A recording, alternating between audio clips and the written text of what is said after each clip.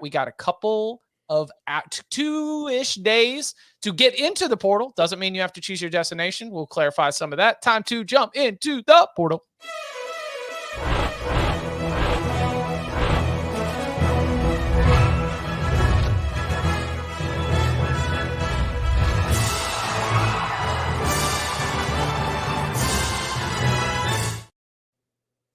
All right, so the last day to enter into the portal, if you are an undergraduate player, is tomorrow. You don't have to choose your destination by then. That's going to deal a lot more with like enrollment when you're trying to get in a university by university basis.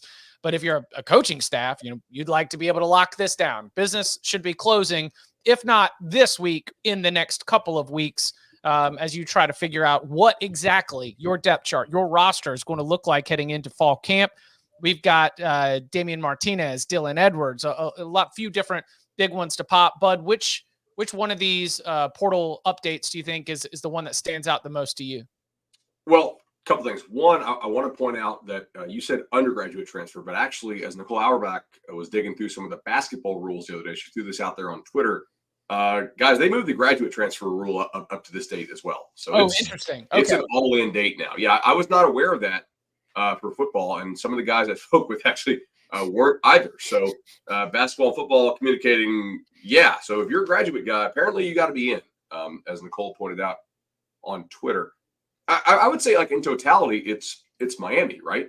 This was a program that was building its program through high school recruiting. That's what Mario Cristobal does best. And now they're going out and they get Damian Martinez, who's like the top back in the portal. They go out and they get Sam Brown from Houston, who I think is a guy who probably starts over Isaiah Horton, I think, who apparently had a nice spring for them. They go out and get a linebacker who started 13 games last year, for Louisville. I guess he'll compete with Wesley Bethank there for that starting job opposite of Maui Noah's brother there at linebacker.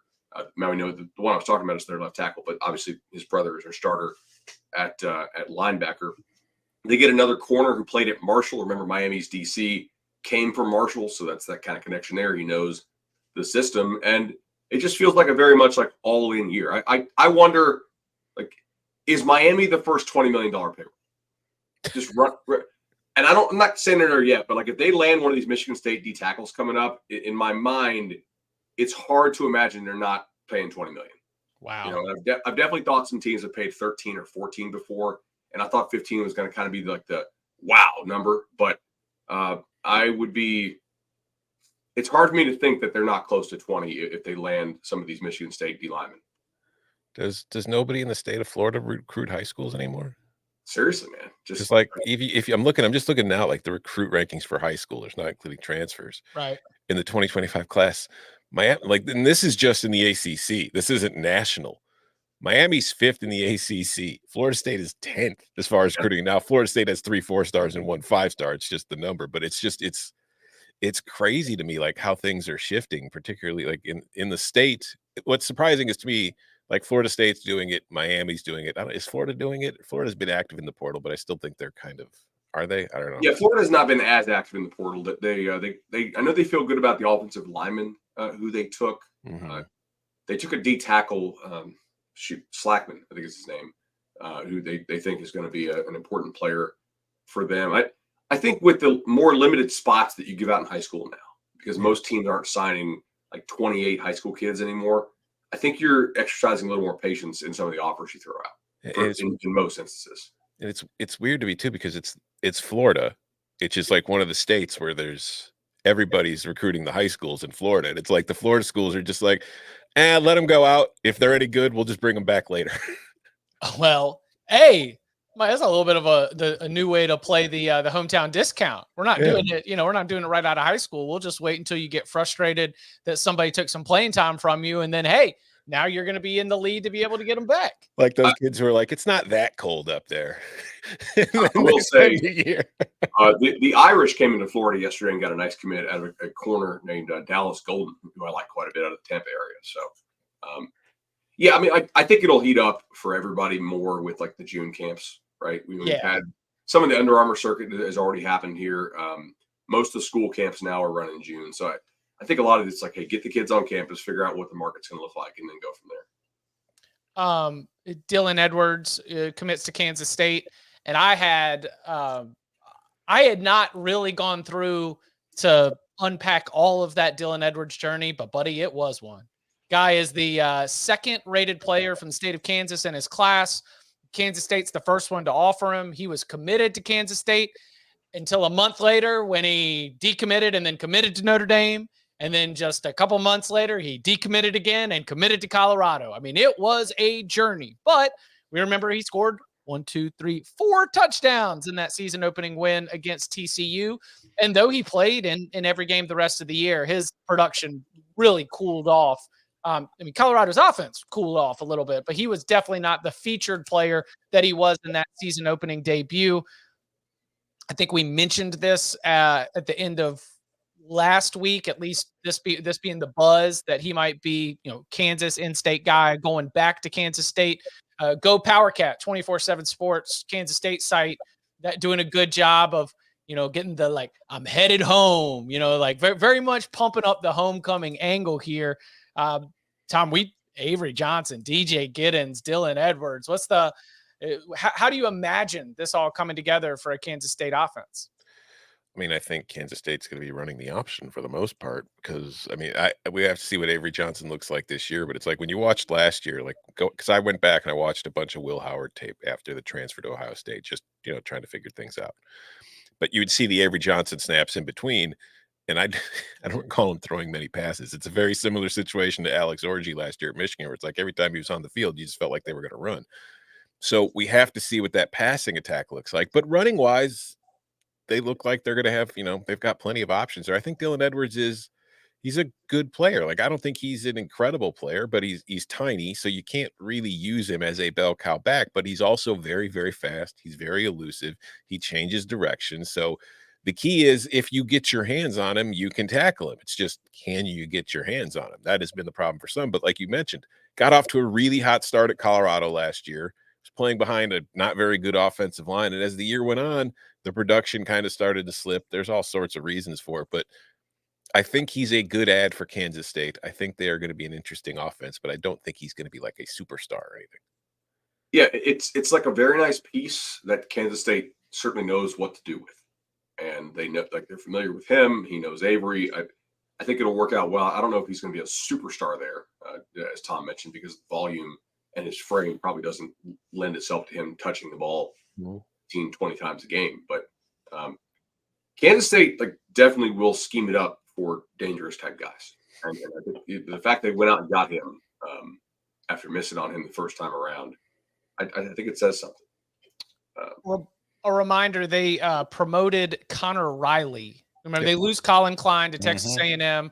Connor Riley was the offensive line coach. And look, Kansas State's had good offensive line. I don't. That's like a foundational thing, right? Like, okay, we're playing Cooper Beebe though. I will miss Cooper Beebe. But here's what I think Dylan Edwards is. I think Dylan Edwards is 10 touches a game. That might be 7 carries and 3 receptions, 5 and 5, something like that. I think he is 10, 11 touches a game. And what you hope is that with that truly unique athleticism of those 10 or 11 touches, you get a couple explosive plays. And if you can add that to what Kansas State already is going to be able to do, then, like you said, it is a very nice piece that when you are splitting hairs with Utah, with Arizona, with Kansas State, when you're splitting hairs with those teams that we expect to be in the Big 12 title race, having a Dylan Edwards is going to help you win coin flips, and the winner of the Big 12 will be whoever wins the most coin flips. So I found it to be significant, especially just in the Big 12 corner of the world. Yeah, no, there's no doubt. Colorado picked up actually an interesting guy from Clemson over the weekend. I don't know if he's like a guy who's going to play for them this year. So Zack Owens was a dude. We had him as a top 200 guy. Just a really intriguing frame. I mean, like all of 6'6", 375-ish as a recruit. I think he showed up to Clemson kind of in the 400-ish range. Didn't work out there. Obviously, like the weight was a major concern. He would need to have cut weight from what it was in high school, not added. But I saw a photo of him actually at Colorado, and he doesn't look 400 to me. So he tweeted, "Hey, I'm not 375 anymore." So A, good for him for like personal health.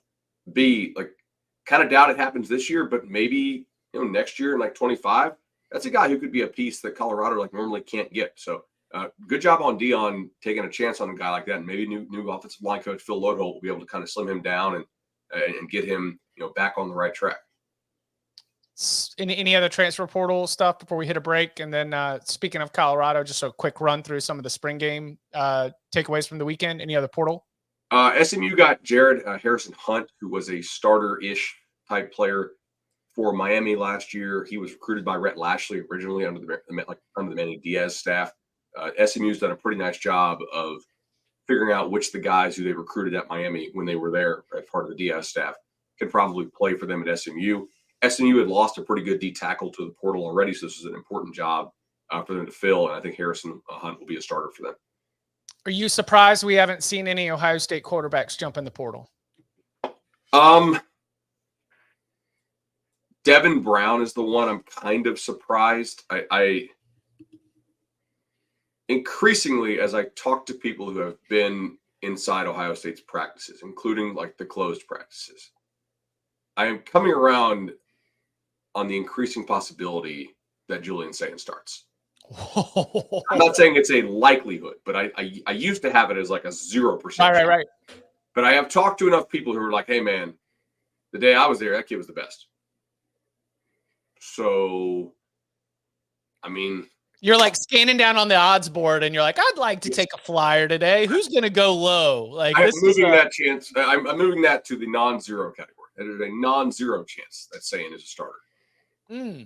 Based on what they've said. Now, look, they're not Ryan Day. I think that staff knows how much veteran talent's on this team. They would like some stability, which is why I think Howard will still be the starter. But I think he's flashing the upside that those guys don't have. Now, I don't know if he's flashing the floor and the consistency of the floor that you would need. And I'd be pretty surprised, but it's a non-zero chance for me now. Yeah, to me, it would be weird with how Ohio State has approached the entire offseason for them to then throw a freshman out there, quarterback. But I don't know. I mean, maybe that's just more of a statement about Howard, Brown, Kineholz, and Nolan going on than it is saying. So I don't know. Yeah, it might be a break glass in case of emergency situation too. Maybe he gets like snaps. Maybe there's packages for him to go out there at certain times, especially early in the season in the lighter games. Yeah, and again, 12-team playoff era, man, you might need multiple quarterbacks to win a national championship. If you're going to get through game 16, game 17, there's going to be times where you need to have somebody ready to go. I'm surprised we haven't had a Brown, a Kineholz. I'm surprised in some of these other, loaded up quarterback rooms that we haven't had more movement, but still 24, 48 hours to be able to see if all that ends up coming. Didn't you say there's also a cool down period? Like there's a deadline, but then every single time that you enter, you also have 48 hours to be able to pull out without necessarily being locked in with penalty? Yeah, so the institution has 48 hours to officially submit your name in. So basically, tomorrow's the deadline, right? So like, let's say if tomorrow at like 6:00 you go in, they don't actually you don't have to officially appear in the portal until like Thursday end of day, because you get the 48 hours to submit it. And then there's always like kind of like equitable tolling type stuff where, hey, this team gets an extension because they had, natural disaster. Like our hearts go out to the folks in Oklahoma, obviously we've seen, but like certain instances like that where it's like, okay, like they get some extra time. So I think by the actual end of business this week, we should know basically every single person who was in the portal, with very few exceptions. What do you think the percentage is going to be of the committed part? How long do you think that's going to take? Probably like a week to 10 days, I would say, for the most part. I think a lot of these guys will know where they're going. Mid-May, we should be set. I think so. Yeah. And that will then begin our process of getting all the information together so that we can get you ready for the 2024 season.